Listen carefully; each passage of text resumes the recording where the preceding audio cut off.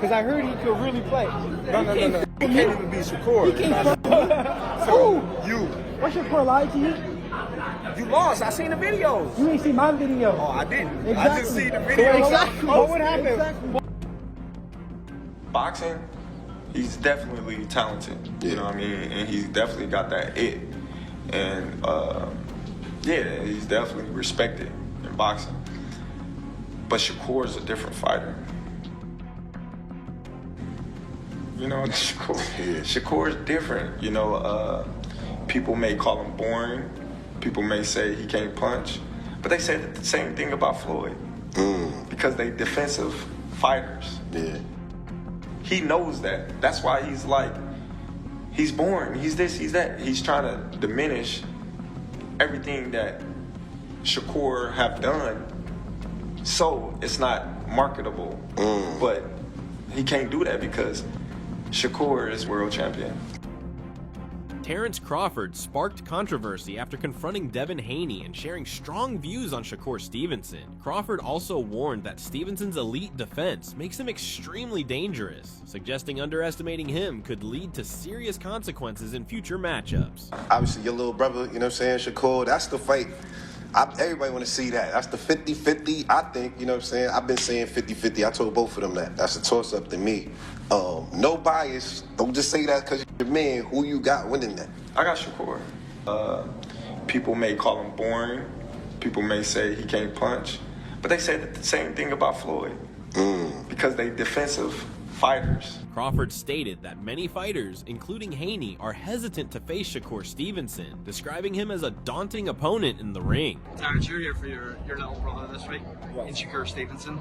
I've interviewed both of you for years, and you really have kind of built a relationship that a lot of people know about. Some people maybe don't. How good is Shakur Stevenson in your opinion? He's not good, he's great. And I think tomorrow the world will take notice of how great he is. There's a reason why certain fighters didn't want to take the chance to step in the ring with this fighter. He's great. A lot of people started saying, oh, he's a runner, he's this, he's that. Just to detour people from being excited to see him fight because he's not knocking people out and all that crazy stuff. But they would see why people really don't want to get in the ring with him come tomorrow. I know you've shared the ring with him, sparring plenty of times. What makes Shakur Stevenson great? What makes him different? What makes him, I don't want to say an ilk of yourself, but in the same kind of era, the Bud Crawford era, he's got a Shakur Stevenson era. Everything. The offense, the defense, the poise, the rhythm, the distance, the timing, the punch placement, the react time. Like, I can go on and on. You know, the toughness, the grit, the grind. Like, he's amazing. You know, and tomorrow he will show it. How do you think it ends tomorrow night? Do you believe that Shakur Stevenson can stop Teofimo Lopez? Because people aren't really talking about that. Listen, if T.O. get out of line, you know, he can get hurt. You know, but I see Shakur outboxing him to a decision, a unanimous decision. Bud acknowledges Shakur Stevenson's exceptional talent, praising his strategic mind, technical skill, and boxing intelligence. He respects Stevenson as a fighter who combines sharp tactics with precise execution, making him a formidable and highly respected presence in the ring. When I'm in there with Shakur, you know, it's just a chess match, you know, because Shakur is a thinking man as well. So it's definitely a chess match, and you know, that's something that, you know, I love, he loved, because now we got to be creative. We got to be, you know, we got to go in that bag and be like, man, I can't do this with him because it's not gonna work. So now I got to get more creative to get a little advantage over him, because we both competitive. Neither one of us want to let the other one get anything off. So, you know, that's probably what he's alluding to. Devin Haney confidently declared that he will definitely fight Shakur Stevenson, emphasizing that the bout is too significant to pass up. He highlighted the massive financial stakes and noted that fans are eagerly demanding the matchup. Say your name without saying Shakur, Teofimo, Tank, right? It just is what it is. Is that fight going to ever happen? Would it ever happen against you and Shakur? 100%, yeah. I think so. I think it. You think Shakur will grow into whatever weight you're in? I mean, we're all of us is close to the same size. You know, we're all growing together. We're all like, you know, getting bigger. Well, so, and it's only so many guys, like y'all said. it's only so many guys that we could make big money and people want to see the fights. Which even though I know that they making new guys, it's guys like Kermel, Abdullah, all these guys want to come up too. So eventually they gonna be there too. But yeah, no, I think that a fight with Shakur is very much possible. We tried to make it happen a while back, but you never know. I think that it could still happen. During a recent podcast, Shakur Stevenson and Terence Crawford briefly discussed Devin Haney, focusing on respect, competition, and career perspective. Shakur emphasized that he would fight whoever is put in front of him, which includes top-tier opponents like Haney. I would fight whoever they put in front of me. What about Devin Haney? Whoever they put in front of me. However, negotiations between elite fighters are notoriously complex, involving purse splits, broadcasting rights, promotional politics, and, as history shows, management's appetite for risk versus reward. Stevenson himself has been open about only pursuing fights that match his financial and career goals, which may explain delays in making the Haney fight official. Some observers argue that negotiations have stalled, not because either fighter is afraid, but because both camps want a favorable deal, and in big fights like this, that's often the case. So I try to be real careful on what I say. True. This is guy Jay on Twitter. He a big Haney fan. He be always clipping and changing stuff, Jay. Yeah, they gonna make a narrative as if like I'm scared of. I think Devin's a tremendous fighter. Do I think Devin Haney can beat me? Hell no.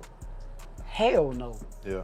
For me personally, I'm on a different level than everybody. Yeah.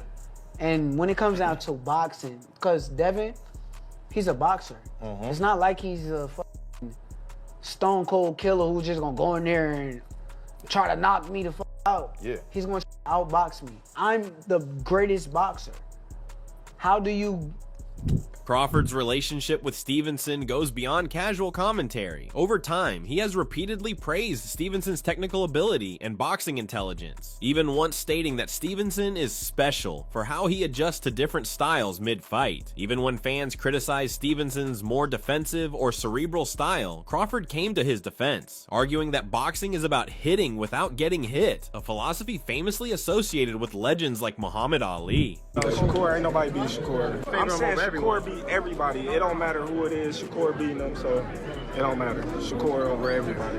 That's how it's gonna be. Man, that boy's special. That boy's special, man. Shakur's, you know what I mean, one of a kind. You know what I mean? He adapt to every fighter, and then once he adapt to you, it's a long night. Floyd Mayweather has publicly complimented Shakur Stevenson on several occasions, particularly highlighting his technique and ring intelligence. While Mayweather has never literally stated that Stevenson is the best fighter in his division, he has consistently pointed to Stevenson's superior skill set. In comparisons within the same weight range, Mayweather described Gervonta Tank Davis as the biggest puncher, but identified Stevenson as the more polished and technically refined boxer. In other words, Davis brings explosive power, whereas Stevenson represents precision, defense, and high-level boxing fundamentals, qualities Mayweather himself built his career around. Mayweather's respect for Stevenson goes back years. When Stevenson was still a young prospect, Mayweather reportedly told him that he saw special potential in him and even suggested that if anyone had the ability to challenge or surpass some of his records, Stevenson could be that fighter. Well, you got guys fighting between 130, 135, and 140. They stack, around that area. So, I mean, as of right now, skills that pay the bills. Well, the two guys, well, the biggest puncher, I feel, at the 135 will probably be Gervonta Tank Davis. But the most skillful fighter at 135 will be hands down Shakur Stevens. And what is it about him? Because I know he have a lot of good attributes, but do you think he has enough power to sustain? Well, it's really all about skills. Pernell Whitaker wasn't a huge puncher, but he was, very exciting, very tough, and he fought everybody. And Shakur is trying to do the same thing. He want to fight the best they got out there. Devin Haney is determined to prove he belongs among boxing's true elite, and he understands that legacy is built by facing the toughest opponents available. Rather than protecting his record, Haney has openly shown interest in challenging top fighters, especially Shakur Stevenson, a matchup many fans believe would define this era. The fight represents more than just titles. It is about respect, pride, and establishing who is the most complete boxer of this generation. Haney believes that beating a highly skilled and undefeated fighter like Stevenson would silence critics who question his greatness. The bout also carries massive financial value and global attention, making it one of the most anticipated contests in modern boxing. Even other fighters continue to call for major bouts with Haney, showing his status as a central figure in the division. If those fights are not possible, would you be more inclined just to move up to 140? Yeah, you know, if I can't get those fights next or it doesn't make sense for it to be next, I'll probably go to 140, test it out, see how I feel at the weight at 140, and then when the time is right, then, you know, I'll defend my belt at 135. We'll just see, though. I got to go back and talk with the team and see what makes the most sense. That's really all it. Talk surrounding a possible fight between Devin Haney and Shakur Stevenson continues to grow, but a major obstacle still stands in the way of the bout becoming a reality. Even so, both fighters remain in peak form, repeatedly showing the discipline, preparation, and technical ability that make them extremely difficult to beat. Their recent performances and undefeated records underline their consistency and professionalism at the highest level of the sport. Haney has openly addressed Stevenson, making it clear he is willing to step into the ring with him. His comments reflect confidence and a desire to take on meaningful challenges that could shape his legacy, while also recognizing Stevenson as a serious and dangerous competitor. Is Devin Haney going to concede to that? I doubt it. So there's a major obstacle in the way. But nonetheless, as you watch these two fighters fight, you can clearly see, outside of cheating, they're more than likely not going to lose, right? With that said, Devin Haney immediately responds to Shakur. Shakur responds to Devin, right? Again, we had the initial four kings. It was Devin, Ryan, T.O., and Tank Davis, right? It was supposed to be the Four Kings 2.0, from the Marvin Hagler, Tommy Hearn, Sugar Ray Leonard, Roberto Duran. Shakur Stevenson has also responded to Haney's remarks, making it clear he is fully aware of the conversation and open to the possibility of a future showdown. His reaction suggests he is not avoiding the matchup, but instead waiting for the right moment for it to make sense competitively and financially. The back and forth between the two fighters reflects a level of mutual respect, while also revealing the tactical thinking that often shapes major fights. Their exchanges underline how elite boxing is not only about skill inside the ring, but also about timing, negotiations, and long-term career strategy. Both fighters appear attentive and prepared, carefully weighing risks and rewards before committing. Shakur this plenty of times. I asked him, do you feel like you're Wilfred Benitez? Because we had that Four King era, but nobody mentions Wilfred Benitez. And the fact remains is Wilfred Benitez beat Roberto Duran as well. And Roberto Duran is 1-4 against those guys. He beat Sugar Ray Leonard the first time. Outside of that, Roberto Duran, he lost to he quit against Sugar Ray Leonard. He got knocked out brutally by Tommy Hearns. He got outboxed by Marvin Hagler and outclassed by Wilfred Benitez. Right? But he's overshadowing Wilfred Benitez. And I felt like these guys, Devin Haney, Ryan Garcia, Tank, and T.O., overshadowed Shakur Stevenson. And now Shakur Stevenson has shined the light by dominating Teofimo Lopez.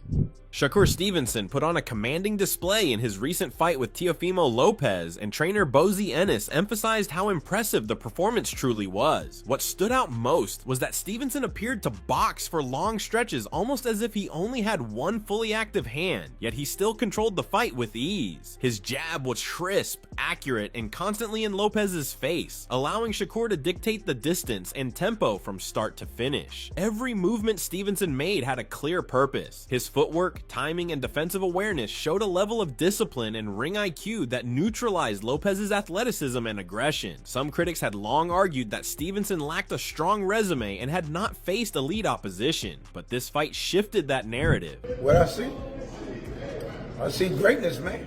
I see greatness. Shakur practically beat him with one hand, man. That jab, man. Most important hand you have, man. You know? And he looked good doing it, sharp. You know what I mean? Distance. He did everything, man. He did everything right, man. A lot of people thought it would be a tough fight because Teal's athletic, Teal's experienced, he's fought on a high level. And, you know, they were critical of Shakur. Oh, he ain't fought nobody and this and that. Yeah. He made Teal look like everybody else. Made him look like an amateur. Made him look like an amateur. Yes. Now, technically, what did you see? Right? Where did Teal go wrong in that fight? Where he went wrong? Yeah. Fighting Shakur. That's where he went wrong. Fighting Shakur. I knew he just running his mouth. He just was talking, man. I knew that from the beginning, even the time when he talking about. Despite dealing with a slightly injured left hand, Shakur Stevenson stayed firmly in control of the fight from start to finish. He relied heavily on his jab, pumping it out consistently while using the left hand only occasionally due to discomfort. Bozzy Ennis noted that Stevenson could likely have pushed for a stoppage if he truly wanted to, but instead he fought intelligently, choosing control and precision over unnecessary risk. The performance highlighted more than just technical ability. It showed ring IQ, patience, and composure under pressure. Stevenson adjusted his approach, protected the injury, and still outclassed his opponent with timing, footwork, and defensive awareness. Viewers in Philadelphia and fans everywhere witnessed a technical showcase that reinforced his standing among boxing's elite fighters. Oh yeah. Shakur, no, you could have got stopped too, but Shakur hurt his left hand. His left hand was hurt. If you notice, he was using that jab a lot. Yeah, jab and then the, you know what I mean? And he threw the left hand every now and then. Because I was screaming out. Everybody said they heard me in Philly. Yo, we could hear you on the TV. Yo. Yeah. That's my young buck. You know what I mean? And I was telling him to throw that straight left hand. Then I noticed when he did throw it, he wasn't throwing it real hard. You know what I mean? You know what I mean? But he looked spectacular, man. You know what I mean? You can't ask for nothing more, man. And with me, I don't care about what people say, man. They always want to talk about you and say, oh, he should have did this, should have did that. He did everything that he was supposed to do, and he did it right. The potential fight between Shakur Stevenson and Devin Haney has become one of the most talked about matchups in boxing. Fans are eager to see it because both fighters are highly skilled, fast, and extremely disciplined inside the ring. Stevenson is known for his defensive technique and sharp accuracy, while Haney relies on timing, footwork, and smart combination. Their contrasting styles make the contest difficult to predict, which only increases the excitement. Supporters and analysts continue comparing their previous performances and discussing who would control the pace. Every exchange could shift momentum, and even small mistakes may decide the outcome. The bout would carry major stakes, including pride, rankings, and long-term legacy. So it's like maybe something that Devin can definitely go out up there with ease. Only need to deal with the size, but he's probably going to have the speed advantage because he's a smaller guy coming up. So, I mean, you tell me, do you feel like that's going to be harder than the Lomachenko fight? No. I think Loma would probably be his hardest top 2 or 3 fights in his whole career. I could predict that even going to the end, you know, to say if Devin fight 8, 9, 10 more years, that'd be one of his top 2 or 3 hardest fights because the age that he fought him. Loma was at his very peak. He was at his peak. He was older. He was right there at his top peak. Should Devin Haney and Shakur Stevenson fight next? And who takes the win if it happens? Drop your prediction in the comments.